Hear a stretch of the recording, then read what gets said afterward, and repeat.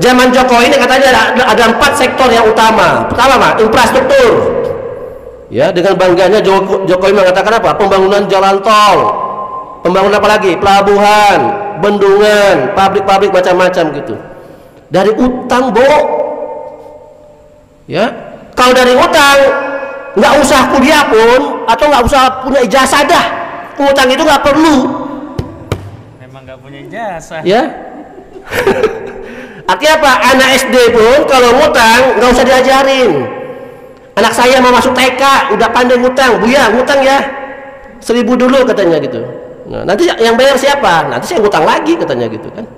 Nah, begitu seterusnya anak-anak itu udah ngomong kayak gitu. Artinya apa saudara sekalian? Ya, inilah bentuk kezaliman nyata dan setiap penduduk merasakan ini gitu.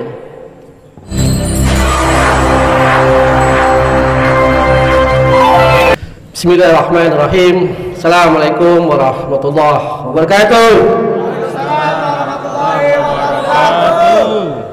Alhamdulillah, alhamdulillahil alamin, wassalatu wassalamu ala asrafil anbiya wal mursalin wa ala alihi wa sahbihi ajma'in. Amma ba'd. Kali ini tema yang saya bawakan cukup ngeri-ngeri sedap. Iya, ngeri-ngeri sedap. Tadi dari awal sudah disebutkan, apakah rejim ini sudah bisa kita katakan zalim? Sekali lagi, apakah rejim ini sudah layak kita katakan rejim yang zalim? Ya, mudah-mudahan juga pemirsa yang menonton ya di kanal YouTube ini ya sama dengan jawaban yang ada di forum ini gitu. Nah, pertanyaan kritisnya adalah fakta-fakta kezaliman apa yang bisa kita bongkar dari rejim ini supaya rakyat ini jelas-jelas mengatakan bahwa rejim yang sekarang berkuasa adalah jelas-jelas rejim yang zalim. Ya.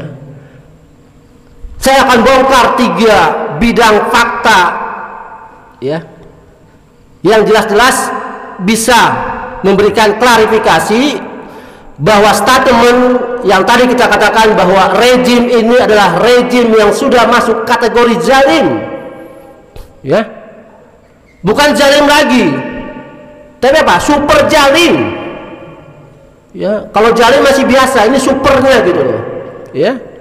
Nah, bidang pertama saya angkat bidang ekonomi.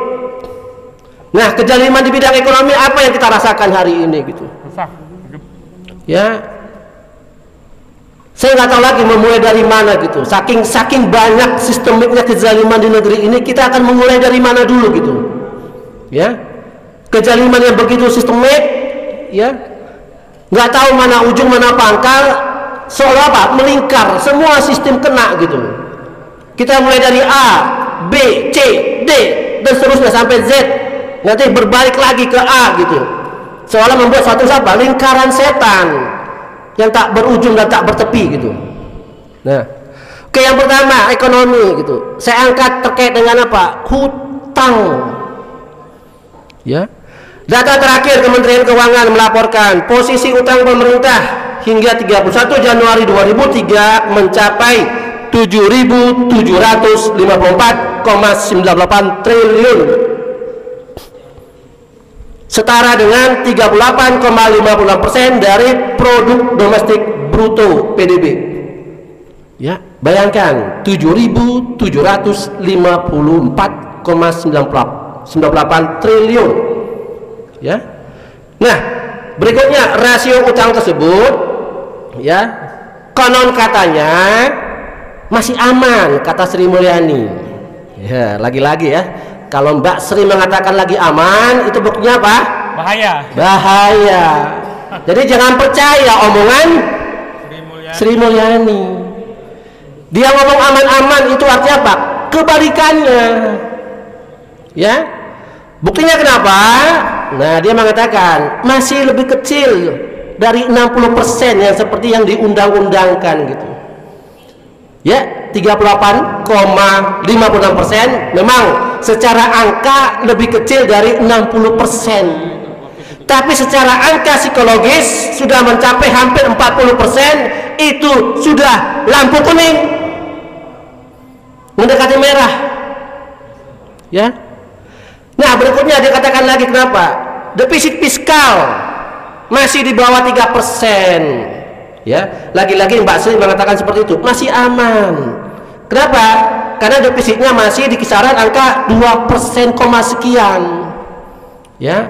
Dia menargetkan di 2023 ini defisit fiskal antara 2,16 hingga 2,64%, masih di bawah aturan defisit fiskal yang berlaku 3% gitu. Nah, pertanyaan kritisnya adalah, ya, kalau dari awal sudah ditetapkan defisit boleh di bawah 3%, ya, rasio utang boleh di bawah 60%. Pertanyaannya, kalau itu terus ada, selama negeri ini ada, selama rejim ini ada, apakah kita akan bebas utang?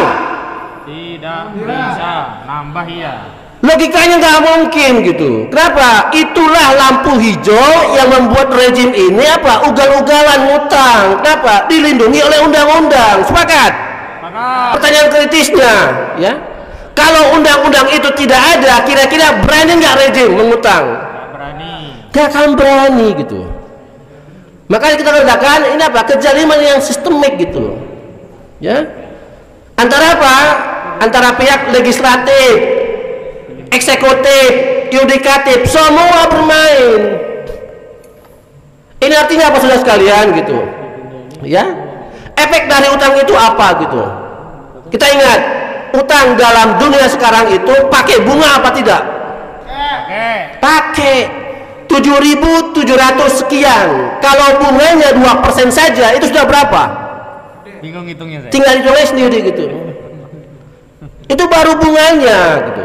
Belum pokoknya. Nah, belum pokoknya gitu. Pokoknya 7.000 itu. Bunganya jadi pokok. Nah, bunga berbunga dan berbunga lagi. Sudah tahulah bunganya haram. Ya. Dengar informasi tahun ini, ya, rejim ini membayar apa? Utang 1.000 triliun katanya. Walau alam, duitnya dari mana itu? Kan gitu.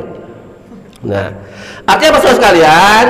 Cobalah kita bandingkan gitu. Kalau defisitnya sudah ditentukan, rasionya sudah ditentukan, kira-kira si Jokowi legalitas nggak untuk mengutang berikutnya?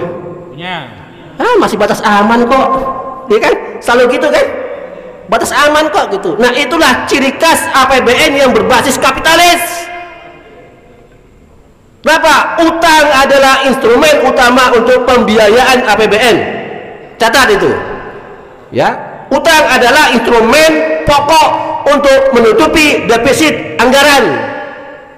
Ya.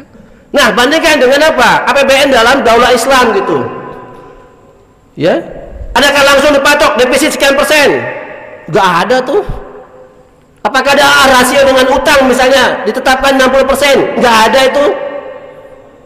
Ya, kenapa? Disitulah bedanya gitu. Orientasi, ya, pemerintahan yang berbasis kapitalis pasti ada manfaat di situ. Apapun cara dilakukan gitu. Ya, apakah cara itu bisa menggilas rakyat, menjalimi rakyat? Bagi mereka gak ada masalah gitu. Ya, penting apa? Ya, bisa berjalan gitu. Nah, dari efek utang ini kezaliman apa yang dirasakan oleh rakyat? Jelas.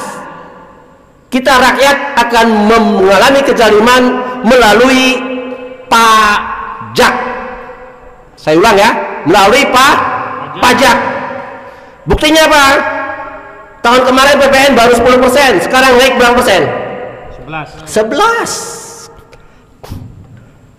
Nah, pajak berikutnya apa lagi yang naik gitu? Ya, itu baru satu. Nah, sementara Sri Mulyani lagi sibuk kira-kira pajak apa lagi yang bisa kita naikkan, atau jenis pajak baru apa lagi yang bisa kita perlakukan gitu. Artinya apa? Rejim yang utang, rakyat yang bayar pajak, itulah yang menutupi utang tadi gitu.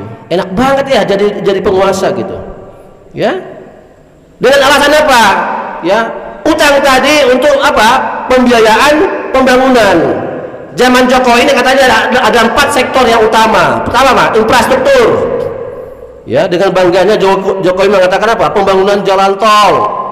Pembangunan apa lagi? Pelabuhan, bendungan, pabrik-pabrik macam-macam gitu. Dari utang, Bo. Ya, kalau dari utang nggak usah kuliah pun atau nggak usah punya ijazah dah. Utang itu nggak perlu. Memang nggak punya ijazah. Ya. Artinya apa? Anak SD pun kalau ngutang nggak usah diajarin. Anak saya mau masuk TK udah pandai ngutang, Buya ngutang ya 1.000 dulu katanya gitu. Nah, nanti yang bayar siapa? Nanti saya ngutang lagi katanya gitu kan. Nah, begitu seterusnya anak-anak itu udah ngomong kayak gitu gitu. Artinya apa saudara sekalian? Ya, inilah bentuk kezaliman nyata dan setiap penduduk merasakan ini gitu. Sekarang kan wajib punya NPWP kan? Ada yang nggak punya NPWP di sini? Nomor induk apa tuh? Pajak ya? Wajib kan? Kalau nggak ada NPWP, kalau bisnis ke luar negeri nggak akan bisa keluar.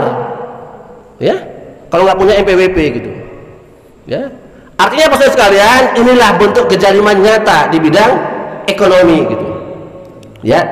Oke, baru satu bidang ya. Nah, bidang berikutnya apa kira-kira? Ya. Nah, bidang berikutnya adalah terkait dengan kriminalisasi para ulama dan aktivitas kita. Bidang hukum lah. Ya. Nah, artinya apa? Nah, saya angkat satu kasus saja lah gitu. Ya. Siapa yang tidak kenal Ustadz Abdul Somad? Ya, ini kebetulan satu alma mater dengan saya, sama-sama dari lulusan Universiti Kebangsaan Malaysia. Cuma beda fakultas saya dengan dia. Ya, sama-sama dari Sumatera Utara. Ya, benar. Dan beda nasib. Cuma beda nasib gitu ya. Nah, dan beda sedikit pendapatan itu kalian. Nah, artinya apa? Pernah diadukan oleh organisasi masyarakat Horas Bangsa Batak. Ya, bukan saya ya, walaupun saya orang Batak, tapi saya bukan mengadukan dia gitu. Ya. Nah, pernah melaporkan Ustadz Abdul Somad ke Polda Metro Jaya. Ya, beliau dilaporkan ke polisi terkait pernyataan dalam sesi tanya jawab ceramah tentang salib yang viral di media sosial yang dianggap melakukan penodaan agama sebagaimana dimaksud dalam pasal 156 KUHP. Nah, nomor laporannya ada tuh. Nah, jelas. Nah, kira-kira pihak polisi akan cepat nggak merespon aduan-aduan seperti ini? Ini pengacara udah ngalaman ya. Kalau yang melaporkan pro rejim kira-kira cepat nggak diproses? Cepat. Tapi kalau yang melaporkan yang kontra rejim kira-kira apa? Ya, berbelit-belit. Ya, walaupun sebenarnya isi ceramah beliau itu tidak ada kaitan sama sekali untuk melecehkan agama, enggak gitu. Ya, ya, murni hanya menjelaskan bagaimana apa posisi terkait dengan apa salib tadi gitu. Ya, bukan pelecehan gitu. Ya, tapi faktanya apa? Dilaporkan gitu. Ya, nah kalau dilaporkan seperti itu, kira-kira yang dibahas bukan tentang itu, tapi yang dilaporkan beda. Itu kezaliman bukan? Jelas kezaliman gitu. Ya, dengan dalih apa? Ya, penodaan agama katanya. Aneh gitu loh. Masa seorang ustadz menodai agama orang lain? Logikanya nggak mungkin gitu. Ya, nggak mungkin gitu. Ya, tapi faktanya adalah seperti itu gitu. Nah, itu baru satu kasus Ustadz Abdul Somad. Kasus-kasus yang lain banyak, nggak usah disebutkan lah gitu. Ya, top kasusnya apa? Kita udah sama tahu lah. Kasus apa? Imam besar Habib Rizik Syihab gitu. Ya, itu apa? Sesuatu yang benar-benar murni masalah hukum atau ada masalah lain di balik itu gitu. Ya, ya, pasti ada masalah lain. Bukan hanya sekedar apa? Murni hukum. Tidak mungkin gitu. Nah, begitu juga dengan apa? Aktivitas yang lain gitu. Yang terkait dengan apa? Kritik atau muhasabah kepada rejim gitu. Selalu apa? Didahulukan apa? Bahasa wewenang, bahasa kekuasaan gitu. Ya. Pokoknya kalau tidak sesuai dengan keinginan rejim, nah ntar lu akan merasakannya gitu. Ya. Kalau kita katakan apa? Pendekatan dilakukan apa? Pendekatan apa? Boleh saya katakan pendekatan preman gitu. Ya. Mumpung lagi berkuasa, ya, menggunakan powernya gitu. Ya. Ini luar biasa pendekatan seperti ini gitu. Ya. Nah, itu fakta yang kedua, bidang yang kedua, bidang hukum, yaitu kriminalisasi ulama dan para aktivis. Nah, yang ketiga ada apa? Ya, bidang sosial kemasyarakatan. Ya, 2017 yang lalu, ya, kita dihebohkan dengan kasus dicabutnya Badan Hukum Perkumpulan oleh rejim Jokowi, ya, melalui menterinya Jokowi pada saat itu, ya, mencabut BHP ormas yang namanya apa? Hizbut Tahrir Indonesia, HTI gitu. Ya, pertanyaannya gitu, ya, kesalahan apa yang dilakukan HTI sehingga BHP-nya dicabut? Apakah membahayakan negara? Tidak juga. Apakah ada anggotanya yang korupsi? Tidak juga. Adakah anggota HTI yang membuat keonaran di masyarakat? Ternyata tidak juga gitu. Nah, pertanyaannya, kenapa dicabut? Padahal Undang-Undang Dasar sendiri menjamin, ya, hak setiap warga negara untuk berserikat dan berkumpul. Ya, pasal 28 Undang-Undang Dasar, konstitusi melindungi gitu. Nah, artinya apa? Tuduhan-tuduhan yang dilakukan oleh rejim pada dasarnya apa? Tidak bisa dibuktikan.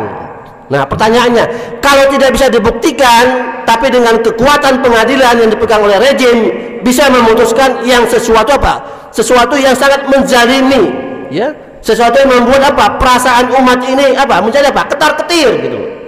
Ya. Setiap yang berseberangan dengan rejim pasti berhubungan dengan apa? Masalah hukum gitu. Padahal belum tentu masalah yang dituduhkan itu menjadi suapa kebenaran gitu. Nah, begitu juga dengan apa? Teman-teman ormas di FPI, SKT-nya apa? Tidak diperpanjang gitu, atau tidak diterbitkan gitu. Artinya apa, saudara sekalian? Hanya permasalahan administratif saja dua ormas ini, ya, tanda petik, ya, dikriminalisasi dan dicap sebagai organisasi terlarang. Padahal tidak ada produk hukum yang membuat dua ormas ini sebagai organisasi terlarang di Indonesia, kecuali PKI. Ya, selagi orang mengatakan kecuali PKI gitu. Nah, artinya apa, saudara sekalian? Ya, untuk membongkar fakta-fakta kejariman rejim ini gitu, nggak mungkin dalam tempo waktu hanya 20 menit saya menjelaskan gitu, nggak mungkin gitu. Ya. Tapi cukuplah tiga ini, ya, mewakili sektor ekonomi, hukum, dan sosial kemasyarakatan, ya, membuktikan bahwa rejim ini sama sekali gitu, ya, tidak punya hati nurani gitu, ya, tidak punya hati nurani kepada apa? Rakyatnya sendiri gitu. Nah, terakhir dari saudara, ya, kalau udah seperti ini gitu, kira-kira apakah kita berdiam terus dengan sikap rejim seperti sekarang ini? Jelas tidak gitu. Nah, kalau kita bersuara malam ini, kira-kira apakah ini bukan bagian dari sebuah perjuangan untuk mengingatkan rejim sudah melakukan kezaliman yang begitu nyata, ya? Belum lagi kita bongkar, ya, fakta-fakta kezaliman yang lain gitu. Luar biasa memang rejim ini gitu.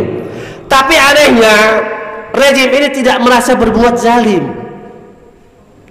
Dan itu juga mendapat dukungan dari apa? Para buzzer dan pendukung-pendukung fanatiknya gitu. Ya. Jadi meminjam istilah Bang Egy Sujana, kayaknya Jokowi itu presiden sebelah Indonesia. Ya, sebelah Indonesia. Sementara yang lain sebelah yang lain tidak. Artinya apa? Kalau seperti ini perlakuan rejim kepada umat Islam, kepada rakyatnya, jelas masuk kategori apa? Zalim. Baik, terakhir sebagai kesimpulan, ya, jadi kezaliman rejim ini sudah terbuka di depan mata gitu. Jadi kalau ada yang masih mengatakan rejim ini tidak zalim, silakan buka mata, ya, buka telinga, pakai hati nurani gitu. Apakah Anda masih mengatakan rejim ini baik-baik saja gitu, ya? Oke, seperti biasa sebelum saya tutup, karena sudah tengah malam, kita akan berpantun dulu sebagai penutup, ya. Surya tenggelam di telan kabut malam, Indonesia terpuruk di persimpangan kegelapan, terpuruk kezaliman tirani rejim, kezaliman oligarki kapitalis Jokowi. Setetes embun di daun jati, lamban bergulir jatuh ke tanah. Saatnya rezim Jokowi dihentikan. Syariat dan khilafah sebagai gantinya. Allahu Akbar. Demikian, terima kasih. Assalamualaikum warahmatullahi wabarakatuh.